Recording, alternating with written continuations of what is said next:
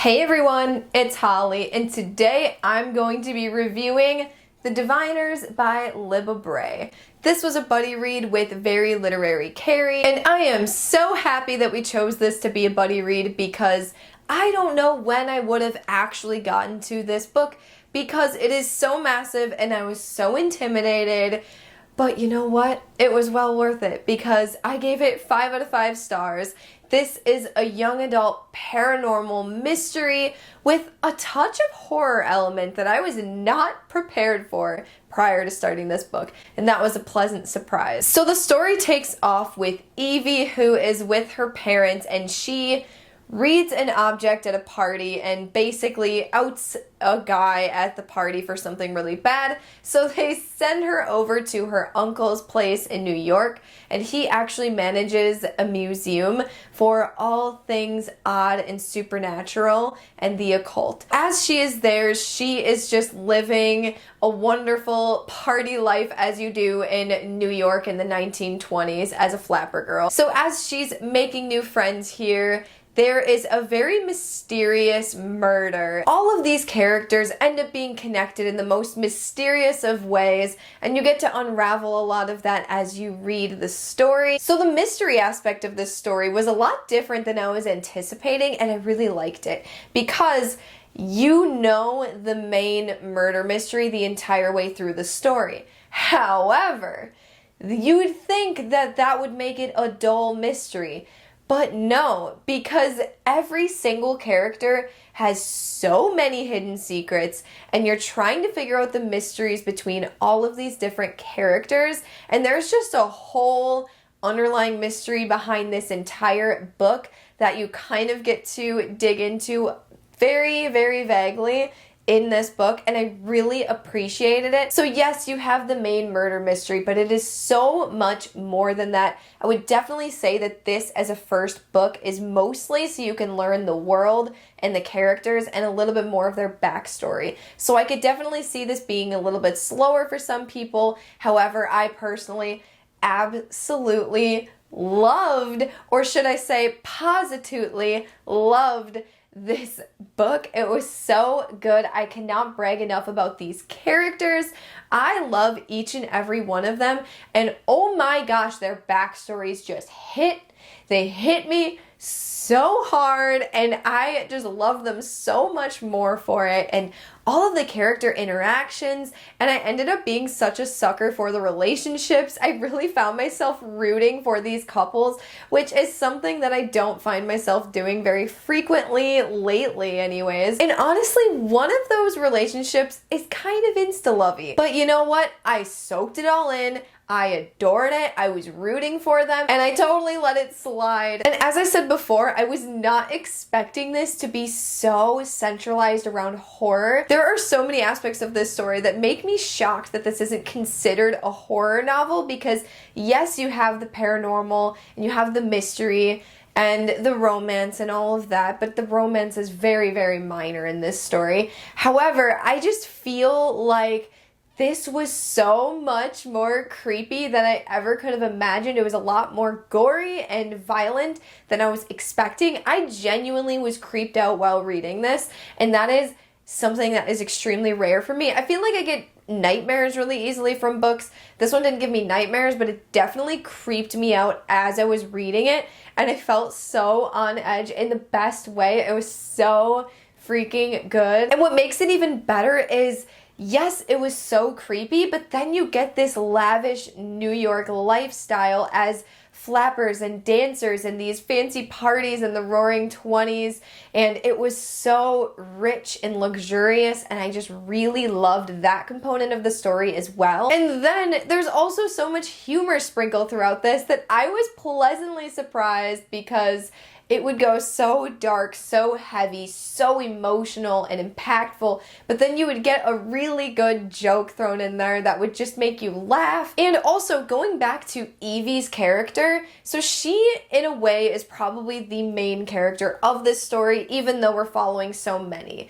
But I feel like we are mostly centralized around her, and I feel like she went through so much character development because she is incredibly selfish and she is just a little bit rude sometimes. However, I feel like you really get to know her and you realize that a lot of that is really just a facade, because she has so much going on internally, and I really adored her character. She is definitely a flawed character, so just keep that in mind. She's not going to be a typical, likable, strong protagonist. She is somebody who's definitely coming into her power, and this being a first book, I feel like we are just scratching the surface of what all of these people can do in this book, and I am so ready for the next installments of the series. Now, going into the things that I didn't like about this book, now this is actually kind of funny because I seriously had to push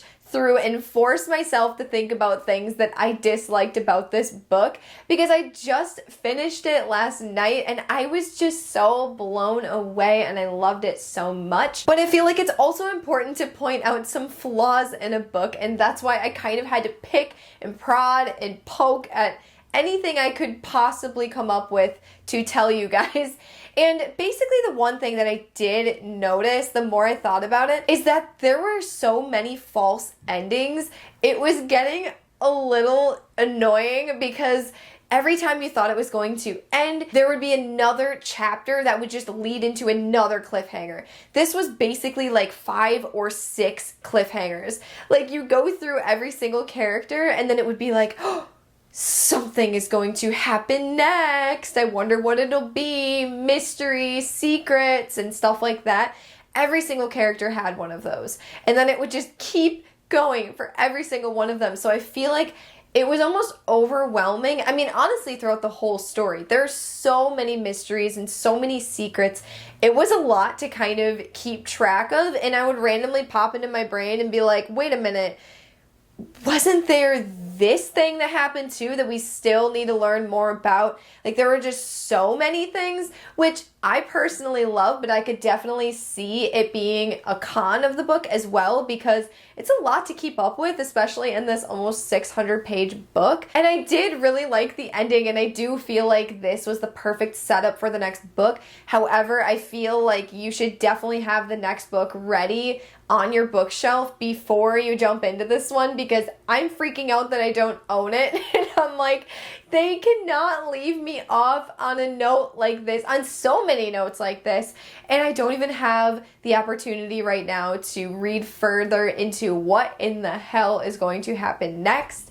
So it's like a good thing and a bad thing. And another thing I just want to point out is that the dialect is not going to be for everyone. I personally loved it. I feel like it really made you feel immersed into the world and into the 1920s, because they did have a different way of talking, and it was definitely shown throughout here. You have phrases like, ooh, it's the cat's meow, or that's Jake, instead of that's great, basically.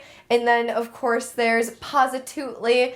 There's so many that are sprinkled throughout the story very, very prominently, and I know that is a major con for a lot of people, but I personally loved it. I thought it was a lot of fun. And if that is something that bothers you, I highly recommend getting the audiobook version of this, because I have heard that it is so much easier to have somebody as a voice actor actually portray those characters so well in a way that sounds a lot more authentic than your brain, because your brain saying it probably isn't going to be as good as a voice actor. So if you like books that take place in the 1920s, that have the perfect blend of history mixed with fiction and supernatural paranormal elements, we have some ghosts, a little bit of magical abilities. It was the perfect blend of character-based as well as plot-based.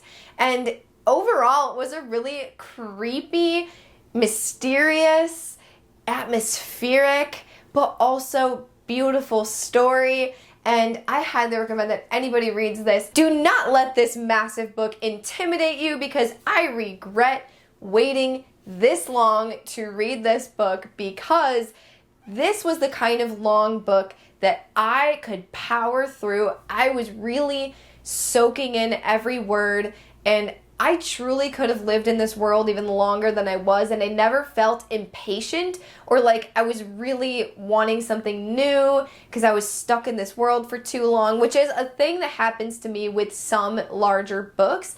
I just don't want to be in one world for that long, but no, I could seriously binge read this entire series because of how invested I am.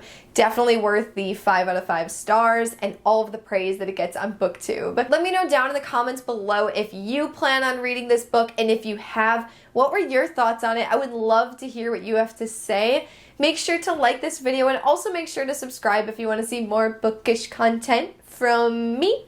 I will see you again soon. Bye!